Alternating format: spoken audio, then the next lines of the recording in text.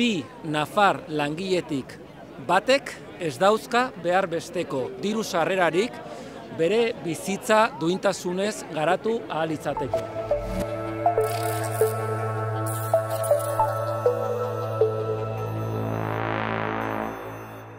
Gobierno patronal!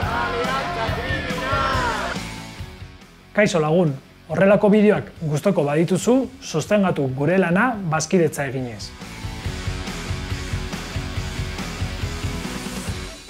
Uste dut ez dagoela hemen Nafarroan ez alderdirik, ez patronalik, ez sindikaturik ukatu dezakenik hemen 1.184 eurokin bizi daitekenik. Uste dut agerikoa dela gutxieneko soldata, bestelako gutxieneko soldata bat behar dugula hemen Nafarroan. Posible da gainera, posible da.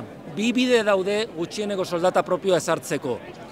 Edo negoziazio kolektiboaren bidea, edo parlamentuaren bidea. Eta guk bi bideak jarri ditugu martxan. Batean naiz bestean ezezko batekin erantzun digute.